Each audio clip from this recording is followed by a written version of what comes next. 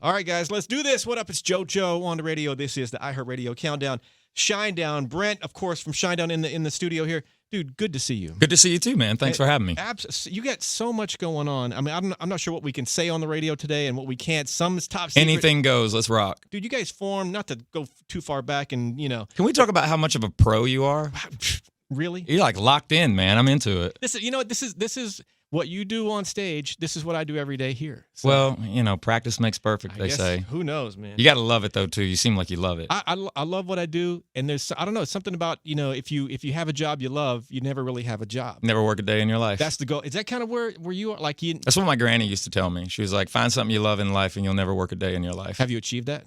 I'm working on it. Not It's that still every day- work. It's still work, but it there's an accomplishment that I think the feeling of when you believe in something, you still want to be able to work hard at it. It's like an adventure as opposed to, I got to go clock in. Right. Hey, but you guys started, 2001? Yeah.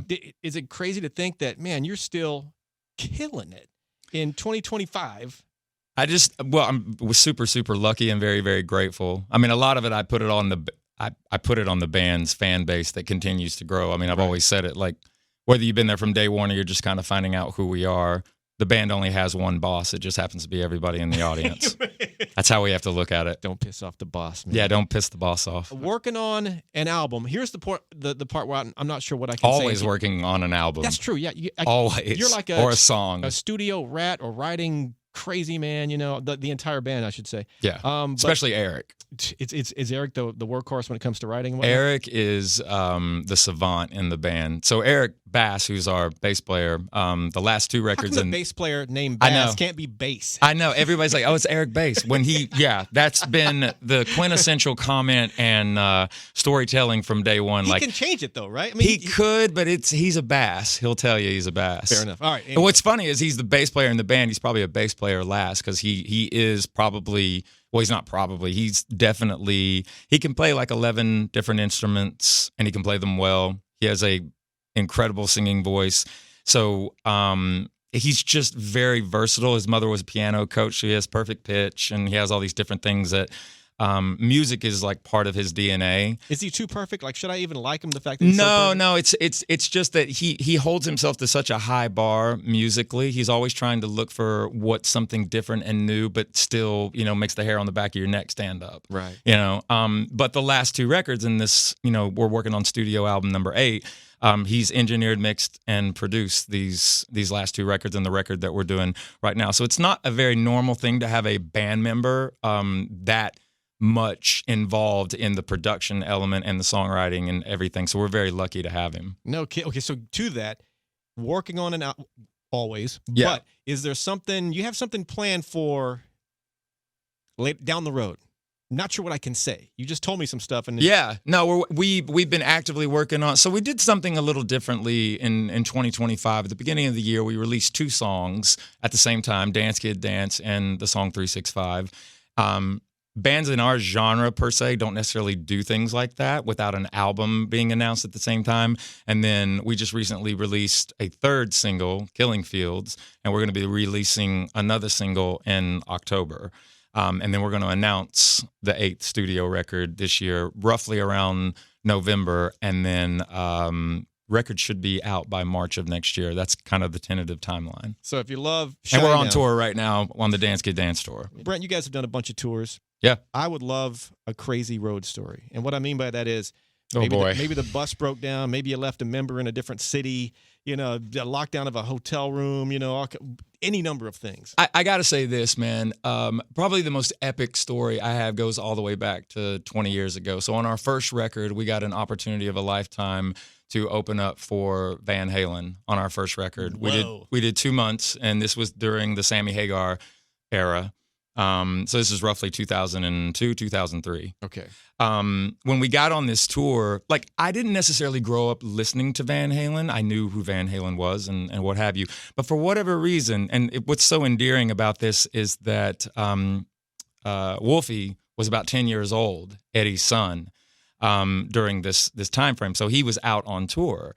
But the thing is that for whatever reason, Eddie kind of took a liking to me on tour. Wow. And every day they would fly in, usually like around 5 o'clock. And, I got to spend time with him, talk to him about life, talk to him about music. He showed me how to play Eruption, like all these different things. And we just had this, for whatever reason, we just kind of had, we just hit it off. It's probably because I didn't want anything from him. You know what I mean? He was just a cool guy. But there was this one day, so he would show up to the venue sometimes, and we were always kind of in a closet, like dressing room. We didn't get like the biggest dressing rooms or whatever. We were just starting out. But they were great to us. They were super, super awesome. But there was one day in particular, I was in the restroom and I heard Eddie come in. He always had his guitar around him. He was always like playing. Even in the bathroom. Yeah. He would just walk into the dressing room, and I was in the restroom and I heard him come in, and he was like, "Where's Brent?" And they're like, "Oh, he's in the bathroom." So I walk out of the bathroom and I just washed my hands, but they didn't have any like paper towels. So I'm like drying them on my hands and stuff like that. I walk out and he's like, "Brent, what's up?" And I was like, "What's up, Eddie?" And we like, high-fived. And he's like, "Dude, what the heck?" I was like, "Oh, I was in the bathroom." And this is where it gets R-rated, ladies and gentlemen. He walks over to the deli tray in our dressing room and proceeds to all over the deli tray. He takes the cigarette that he's smoking, grabs a piece of turkey, rolls it up, puts it in the center of the deli tray, puts the cigarette into the turkey, hands me the deli tray, and says, "Here, give this to your tour manager. It's called a smoking gun." And walks out of the dressing room and is the craziest, wildest, most rock and roll story I've got. Mic drop on that. I can't add anything. Jesus. And by the way, it was like one of those things where it was like this homage, if you will, but like it was such a kind of like, is this happening right now? And everybody was like, how did you react? And we were all looking at each other like, this is the greatest day of our lives. Like, this is the craziest thing that just happened. And then literally that night, like, we were hanging out like it never happened. But he, just a wild, wild experience. But I'm going to say this about Edward Van Halen, and try not to get emotional about it. Man, he was the sweetest, most wonderful, most giving person of the 20 plus years that I've been on the road.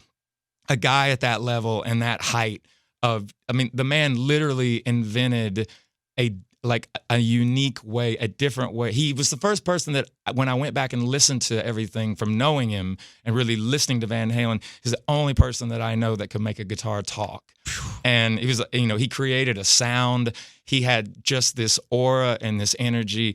I cannot say enough wonderful things about Eddie Van Halen, or Wolfie for that matter. Just an extraordinary, extraordinary man. If anyone doesn't know who Eddie Van Halen is, search. ASAP. All I'm saying. Now, impossible question. Favorite lyric you've ever written, or the band's ever written? Oh my gosh, that's a tough one. Like right out of the gate. Yeah, past, present, or upcoming. I don't know if you want to give anything out from the future, but there's a song on the first record. It's a song called "In Memory." It was never a single or anything. We're actually doing a reimagined version of it on this tour. But probably the lyric that I go to, because that first record, it was. You'll get your whole life to make your first record. You're going to get 6 months to do your second one if your first one is good. Right. And we had just, we were in like 200 songs, 300 songs for the first record. Like a 3-year process where it was just to the point where I was like, I don't have anything left. You know what I mean? And our A&R at the time, Steve Robertson, he was like, "You got to give me something else. Like we don't have everything just yet." And I was tapped. I just did not lyrically have anything. And one night, I woke out of a dead sleep, and I wrote down, "Some of the ugliest things took the longest time to make, and some of the easiest habits are the hardest ones to break." Dude, do those lyrics just come from, not to be, deep and whatnot, but do they come from heaven? I think they come from energy. Like, I think that there's definitely a spirituality to some of it. But I got to be honest with you. I definitely, I think being a songwriter, being a lyricist mainly, that's probably my forte more than anything. Sometimes I just have to remind myself to be still, and it'll come to me. Or when it's the right moment, it will arrive. It will show itself. And a lot of times I look at myself as a vessel for these songs because I don't know where they come from. And sometimes lyrically, I don't know why they particularly chose us as a band. You know, a really good friend of mine once told me, you don't pick the music will pick you. This tour, Dance Kid Dance Tour, I mean, you must enjoy road life because you've toured so many times. And road life comes with more than just being on stage. Everybody sees that. That's the greatest thing ever. A lot that comes with it. Traveling, this, man, hotel food, and where are you, and missing the fam, and you love road life. I know what I signed up for, you know. It's not for everybody. You know, I mean, I think one of the things for me was that, I mean, my mother would tell you this too if she was here right now. She would say, like, he was born, and the moment he was born, he was trying to get away. Like, he kind of wanted to, like, the whole, like, being a kid, he was, you know, she would tell you, like, I just wanted to, can we speed this up? You know, I got stuff to do. That was me. My God. But no, man, I mean, it's the thing about me is, like, you know, I tried the domesticated idea of a life, you know, a few years ago and what have you, and it just didn't work. Like, I had a house out in California from 2010 to 2016. I was never in it. I sold my house in 2016. I haven't had a mortgage since. So, like, I rent cars and I live in hotels. Wow. Yeah. It's just, it doesn't make any sense for me to be in, like, one place for too long because I'm usually not in one particular place for very long. The life of a rock. Dude, I'm a professional gypsy. Or a rock star. People will say to me all the time, they're like, man, you're homeless. And I'm like, no, I'm home free. When you're in, like, walking around in public, in the wild, as they say, how do fans typically react when they see you? Not at a meet and greet. Yeah. I'm talking those unexpected moments. What do they usually do? I am the guy that honestly is trying to be as under the radar as possible. So, like, the guy on stage is it's a part of me, but I'm not walking around like that on a daily basis. Like, my son is 17 years old, and when he was born, I promised him I'd never miss his birthday and I'd never make it about me. So, like, a lot of times, like, I'll have a hoodie on and, you know, I'm walking around in, like, shorts and a t-shirt, you know what I mean? I'm understated everywhere. But yeah, I mean, I get a little bit more recognized even when seems like more in airports now than ever, but I just try to be a gentleman and be grateful and be very thankful for the recognition. And, you know, I'm always trying to smile and take a picture, and I got no problem with that. I mean, again, like, goes back to the boss, man. You know, the audience has given us a platform to be ourselves, and you know, there's a great responsibility in that. So I always try to be as thoughtful, you know, if I get recognized, and take time to, you know, talk to the person and tell them thank you for the support. A little goes a long way. It does. What's going on in JoJo's life? Let's get, like, it's all about me here. It seems like. What's going on in your life? What do you want to know? How long you been in radio? I've been on Kiss FM in Los Angeles, coming up on 30 years. Let's go. Let's go. I'm not sure if they can't get rid of me or they I don't can't want get rid of to. them, you know? They don't want. They got a good thing, man. And they know it. Yeah, I talked to a lot of artists just like you coming in. I've had so many people sit in that same chair that you're sitting in right now, and it's just an honor every time somebody comes in and hangs out. You know. Well, right back at you, man. Thank you so much. 365. Let's play this track. What do I need to know, or should I just hit the red blinking button and just let it do its thing? I mean, it's just a song about, you know, the people in your lives that, you know, mean the most to you. And, you know, obviously it's a heavy song in regards to what's being said, that, you know, a lot can happen in a year. But it's a reflective song in a lot of ways too. I think that, you know, we have friends and family members, you know, that we lose suddenly and they're no longer with us. And there's that idea that they're gone or they passed away, or, you know, and as human beings, when that happens, it's one of those elements where people say, I'm so sorry for your loss and I'm sorry they're gone, but they're not really gone. And that's what this song represents. Like, they're always with you. What they taught you, how they inspired you, the love that they gave you, you know, they're always with you no matter what. And the other side of the song is just about, you know, whatever is going on in your life, like, roll the dice, man. Like, you have a finite amount of time on this planet. Like, go after what you want. Don't focus on a plan B. You know, just whatever that plan A is, even if it takes you a while to get there, go with your heart, man. Give yourself some grace and push forward. A two-part question. Sure. What do you consider your band's, your best live performance ever?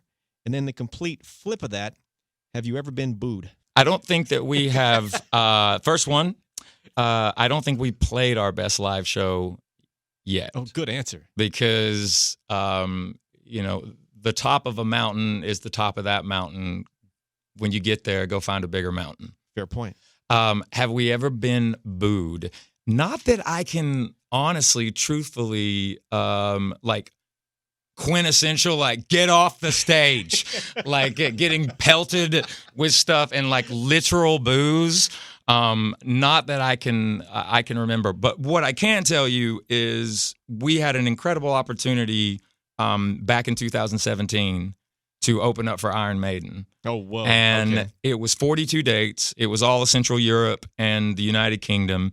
And I will tell you this, the beginning of that tour started with the first, like the front row, like, 2 rows deep of that front row was pretty much the same people everywhere we went. Like there's people that follow Iron Maiden. They've seen 500 shows. Like it's the most incredible fan base in the world. Expensive. Yeah, probably. But like, it's just one of those things where what they do, yeah. Yeah. So what I'll tell you is those dates, that was about a 3-month tour all the way through. When we finished, and that front row was always arms folded, like not giving us anything. Where if you were to look at the rest of the arena, it would take us a minute to get them going, but we would get them going. We always say, like, when you're on a tour with someone, it's like, well, we got a hammer too. You know what I mean? So it's like, it's your set time, bring your A game, no matter what you are, or who you are. Like sometimes the band has to be the pyro. But when we finished up the last 2 nights of that tour at the O2 Arena, on the very, very last night, that front row of the same people that had been there for all those shows, and you're talking about anywhere between 25 to 40,000 people in any given show of these 42 dates, the very, very last night, and the last song we played in the set was The Sound of Madness, and I will tell everybody on this particular tour, I'm like, all hands in the sky, make a fist, raise them up, hold, and then when the song kicks in, I'm like, throw your fists. And they would never do it. That front row, everybody else was doing it, but that front row for 42 dates, 3 months straight, and on the very last night in the O2 Arena, the whole front row fist in the air for us as okay, you're cool. Wow. They made you work for that. They made us work for it. I don't know if you met him, but I'm guessing the music and the rock world is kind of a small world. Yeah. Ozzy Osbourne, the legend, just passed away. Did you ever get a chance to meet him? What did he mean to you? Your thoughts on just the icon that is Ozzy Osbourne. You know what? I never got a chance to meet him, but I met a lot of people that knew him and a lot of people that spent a lot of time with him. Look, man, he was the Prince of Darkness. Right. And whatever crazy train he's on now, I wish him well and wish him a safe journey. And thank you for not only just the invention of heavy metal, because literally that's what Black Sabbath created what is considered, the term heavy metal, but also too, a guy like that with a lot of obstacles growing up, is a symbol of don't give up on yourself, don't give up on your dreams or what you think you can do. And, I think that it was always a really endearing thing to watch him and his wife Sharon, and obviously their children. But that relationship between him and Sharon in rock and roll is beyond very, very real, very honest. I feel for her. I feel for her children. I think the world is still kind of mourning because it's so fresh. Right. No one ever thinks that or thought like that Ozzy was ever gonna pass away. But again, he's not gone. He's everywhere. He left us with all this music and all this inspiration. And he's definitely he's the definition of a game changer. Ain't that the truth, man? Brent, you know this about me. I am obsessed with the paranormal. Ghost, haunted houses, anything in between. Got it. I've got a podcast called Paranormal-ish. I do this year round. Yeah, not just around Halloween. I talk to people who've had real paranormal encounters. I've heard a lot of stuff from, regular people like me and you, then rock stars like you, crazy stories. Okay. Do you have a story for me? I wish my drummer was in here right now because he has a show called Booze, Brews, and Barbecue with our security detail, John, and his boy, Ty. Do I have a paranormal? You know what? Here's the thing about me. I don't necessarily have the paranormal story, the quintessential one, but I do remember being in France at one particular time on tour, and there were these, oddly enough, French doors in the hotel room. Of course, where would they be? Yeah, we're in France. The French, this is where they came from. I'm laying in bed, and we're in a quote unquote, I can't remember the name of the place either, but it's, we'll say it was supposedly haunted. Right. And, the reason for the way I look at that kind of stuff is like, I'm not trying to bother spirits. I believe in them. I totally believe in the paranormal. I totally believe in ghosts. I totally believe in all of that. And I just try to be as respectful as possible. But I will say, I'm laying in bed at this hotel and, being silly, just watching French TV, not knowing what anyone's saying, or understanding what they're saying. The language is so beautiful. Who cares? Yeah, it's just so awesome. So French doors are open. Now, granted, like they don't have AC in Europe, really. Okay. So I have the window open, and I'm just like watching TV, like staring off into space. It's late or what have you. These French doors, and all of a sudden, like I just hear two little clicks on both sides. And I'm like, what is that? And all of a sudden, these doors just fold inward and close on their own. Whoa. And I was just like, I'm going to bed. I just turned the TV. I swear to God, I turned the TV off and I just went to sleep. And no logical explanation you can think of why that would happen. No, because no wind, no nothing. I mean, I had the window open, but like these, I remember very vividly. They were heavy doors, and like I opened them up, and like they're flat to the corners. You know what I mean? And they had been like that all day long. And then into the evening, they hadn't moved or anything.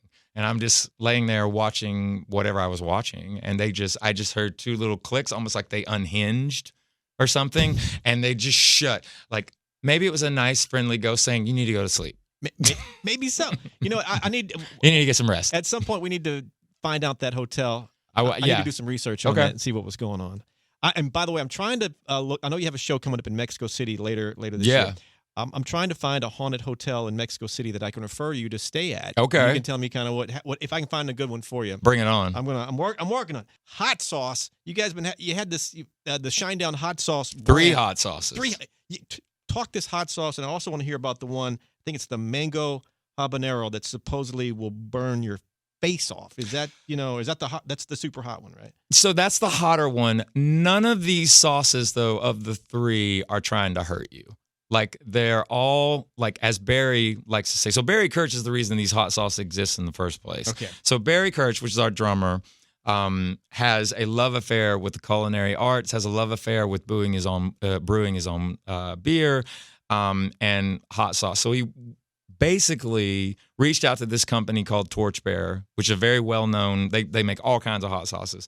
So he had this idea with these 3 different individual hot sauces in this style, because his whole thing was like, I want the sauces to all be, as he puts it, hot sauce is supposed to be tasty. Right. That's the word. Like they're not supposed to kill you unless they're a novelty.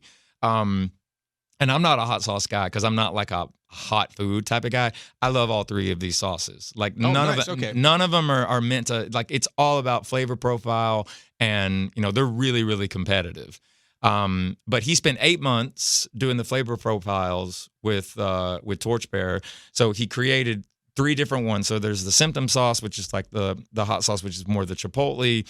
And then there's the Devour sauce, which is the pineapple jerk. And then there's the attention, which is one you're talking about, which is, a little bit more of a, kick in the pants. It won't kill you, but it'll kick you in the pants. Okay. Yeah. Okay. So his whole thing with this, though, was he wanted it to be, he just was not tasting hot sauce that he liked. He was kind of like the quintessential, and I'm not going to name names, but just the regular ones that are on the shelves and what have you. He's like, these don't really do it for me. So he wanted to make his own version of that. And then obviously using Shinedown as a branding dynamic of this. But as soon as I tasted them, I was like, hang on a second. Like these are really good.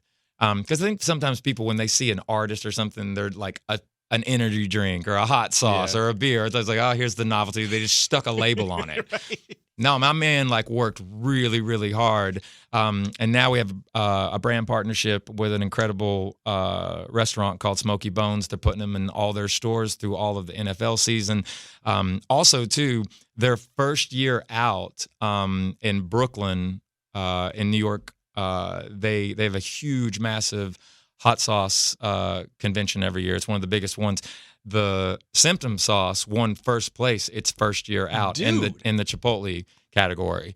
And so it's an award-winning sauce as well, all three of these. I think Smokey Bones is doing the pineapple jerk, which I think is the Devour sauce. But we're also looking at getting them in grocery stores, and like they're really good. They're really competitive, but that's all BK, man. Like he's put all the work into that. So you guys look out for the Shinedown Hot Sauce. My God. Yeah, you can go on the website and check it out and order it there as well. But it's they're starting to get name recognition, so they're out there. Advice for young bands. If you and I guess the way I'll phrase the question, if you were to start a band today, would you do it the same way you did it, in 2001, or would you adjust your strategy? What's the advice based on kind of that way of looking at it? Well, I mean, I think that in today's way of consumption of music, you have a lot more opportunity. Because True. you can try a lot of different things. I mean, look, specifically with social media, you have a lot more avenues where you're not so emboldened to have to get signed to a major label or even an independent label. Like, if you believe in what you're doing and you're writing really good songs and you're connecting with an audience, I mean, I will tell, young people right now, something that in this market now, like, is going to be your friend is your mailing list. So your email, like especially when you start playing shows, like make sure you really, really focus on the email list and gather, because those are real fans. But I would still do it in the same way as, like, you got to get out there and play. Like, you write 100 songs, you hope you wrote. I used to say of 100 songs, you hope you wrote 10 really, really great ones in that 100 and one phenomenal one, and then write 100 more. Wow. And then the idea about the dynamic of, like, the practicing and then playing live. Like, you gotta play live. Now, if you want to be a songwriter and you don't necessarily want to do that, you're more production side of things, the craft of that and what have you, that's all fine and good too. But it's good to play in front of people. And you never know, man. You may have a really, really good knack, at that, and you might find that you really, really enjoy it. But the biggest thing that I can say is I wouldn't change anything as far as, and this is going to sound dramatic, but you have to be literally willing to die for it if in this industry. And why I say that, it's got to be a part of your DNA. Like, being in the music industry and being a part of the music business and being an artist, it's very complex when you're looking at the big picture. And if you want to sustain a career in this industry, you also have to remember something. The music business and the music industry is never going to age, but you will. And so will I. So that industry is immortal. So the dynamic is, what are you leaving your legacy when when your journey here is over and you go to your next one? Because that's what you have to understand. Like, you're not going to outrun the industry. You know what I mean? Fair point. They're going to focus on, it's the same thing with the music business. And, I've been on Atlantic Records for 23 years. I've been through 3 different restructurings. Here's the dynamic of that. You're only as good as your last trick. Like, I don't want to give anybody any false realization of what the industry is. Here's the other thing too. I promise you, you gotta write the music and write the songs for you first. Like, if you're trying to write for an audience, or you're trying to do the it thing at that time, you might get lucky here and there, but the music is going to demand that you're authentic. That's a quick way to become a one-hit wonder if you do that, though. Yeah, you have to be authentic, and it can be hard, and it can be challenging, and it takes a lot of work. But anything that you love and you appreciate, and I don't want people to be desensitized to this industry, because I love the music business. Like, I love the music industry. Like, I have a lot of friends, in this industry, but the word business is in the title, and remember that. And the other thing I would tell people. True. The other thing I tell people is this, like, when you start getting in this industry, remember, if you got a manager, they're taking a percentage. The government's taking half. Ugh. Your lawyer is going to take a percentage. Your booking agent is going to take a percentage. So before you see any money, you got to pay the people. Oh, so you got to remember that. That's a quick lesson. Save your money, be respectful of yourself and your family, but remember, don't be like, I don't know what happened. I'm telling you right now, be smart. Wow. So managers, agents, look, you got to pay them. What else? Yeah. Yeah, I mean, and remember that, really be focused with your team and who those people are, and, that you trust them. But the other thing that I would say also, specifically in North America, with any songwriter or any person that's getting into the music industry, we live in a society now and in a culture now where music is so accessible with streaming and, but you're up against, 140,000 songs a day in streaming services. And what I want people to understand is that terrestrial radio for our band built Shinedown. Wow. Truly, truly did. Because in North America, you have multiple cities and inside of those states, and you have multiple towers. And so you're curating to that particular city with those radio stations in that community. So you have AM, you have FM, but you have like rock stations, you got pop stations, country stations. You've got, the list just goes on and on. Alternative, I can keep going, down the line. For us, radio was always so supportive to us, and they allowed us to grow as artists and songwriters. So we're one of the only quintessential rock bands that, yes, we're a rock band, but we're played on 5 different formats currently in North America on terrestrial radio. Done, for sure, man. Yeah, and here's the thing. Look, streaming can get your music out there and can get it broadened and what have you, but you're in competition with millions of songs. If you'll curate the dynamic of really working with radio, streaming can get your music played. Radio will give you a career. I promise you. That makes me feel good. And radio will sell you tickets. And why I say sell tickets is they'll give you that awareness, and you can curate that fundamental in those different cities. You're growing an audience that's selective in those areas for those communities. So radio is massively important now more than ever.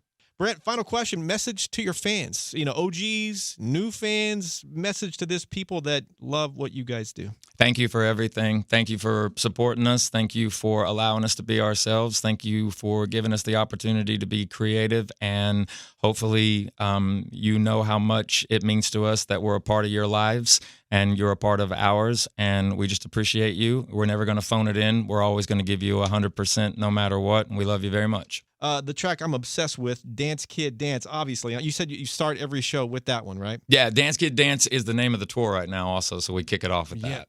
I haven't seen the tour. I got to come see you guys. Come anytime you want, man. Red carpet for you. Rolled out. Love it. New album early next year. What else do people need to know about Brent Smith and Shinedown? Brent Smith of Shinedown. Just, getting this record ready. Obviously, we're touring right now. A couple of touring dates that are happening in the back part of this year that haven't been announced just yet. 2026 is a big international year. And then I can tell people this. So there's a record. It's going to have its 20-year anniversary in 2028. The album's called The Sound of Madness, and we will be playing anniversary shows and playing that record in its entirety in 2028. I know that's a little far down the line, but I know that that's happening right now. Wow. And just getting, again, big international year next year. Going to continue to be touring and putting music out and probably working on Hot Sauce and a bunch of other stuff. Going to be ghost hunting with me. Stick that in the calendar as well. Brent Smith, dude, thank you so much for hanging out. My pleasure, man. Thanks for giving me the time. Absolutely. At the end of every interview, fist bump to make it official. You got it, brother. Bye. Appreciate it.